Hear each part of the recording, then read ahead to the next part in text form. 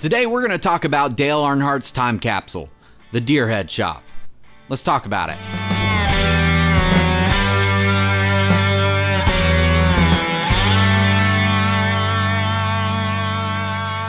The Deerhead Shop was Dale Earnhardt's personal race shop. In 2001, when he passed away, Teresa decided she wanted to close the doors permanently, and no one, according to legend, no one has stepped foot in the Deerhead Shop since 2001. Today, we're going to talk about the specific location of the Deerhead Shop, what we think and what we know might be in the Deerhead Shop, and then also we're going to speculate about the future of the Deerhead Shop because it's really interesting and it really truly is a time capsule that holds a lot of history inside of it. So recently on his podcast, Dale Jr. described the Deerhead Shop in a little bit more detail that helps us identify what specific building behind DEI it is. And it's this building right here. Dale Jr. described it as a roughly 120 by 60 shop, and it had 2 garage doors on the front and 1 on the side.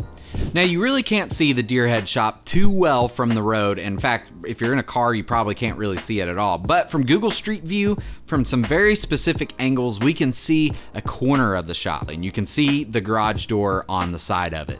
So it's a pretty small shop, and according to Dale Jr., you could fit about 3 cars in there comfortably. It had a nice bench across the back of it, a little office, and a loft area where Dale basically kept all of his fire suits. I know there's plenty that were not there because they're out floating around among collectors and stuff, but there's probably a ton more fire suits back there. You know, I would speculate there's probably a couple cars in there that are really cool that, you know, we'd probably be really interested in seeing. Potentially some cars that Dale worked on or was building himself, just little project cars or whatever.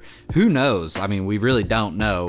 There's not really a lot of photos of it online. There's not really any of the outside that I was able to find, and there's not really a whole lot of the inside. You can tell at one point they had a video shoot, so that's kind of cool and that's kind of interesting. But man, this place is just so mysterious, and the more you look into it, the more mystery. It's just a really interesting piece of NASCAR history.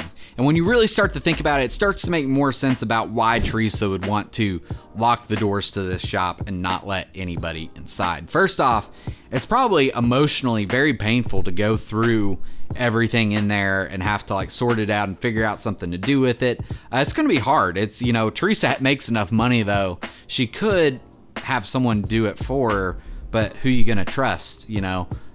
Does Teresa have anyone that she's close enough to be able to do all that stuff? I don't know. That's one thing. And then also you got to think about, like, if you keep it unlocked, people are just going to be going through there. People that work at DEI, whether it's custodians or, you know, people that are trying to make use of some of that space. You don't want to see it get disheveled and, you know, things get damaged or lost or stolen or whatever. There's a lot of reasons when you really think about it, why you would want to lock it. But I think the biggest reason that Teresa had the doors shut and locked to the Deerhead Shop is because it's a very important piece of Dale Earnhardt's life, and it's going to remain to be some sort of time capsule, some sort of memorial to him. It's just all of his important belongings, things that he loved. That was Dale's place, and it's like he left it. I think it was actually kind of a cool thing for Teresa to do that, but I think she has some unfinished business.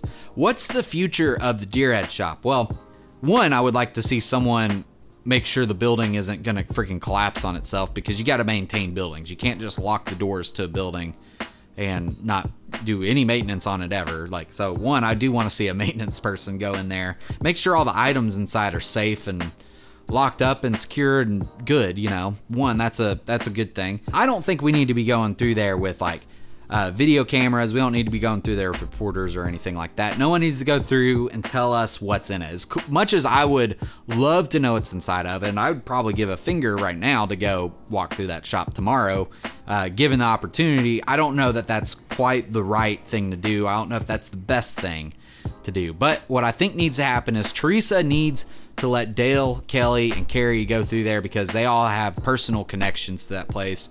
I'd at least like to see Teresa make things right with Dale's kids. You know, I just think that would be a good thing.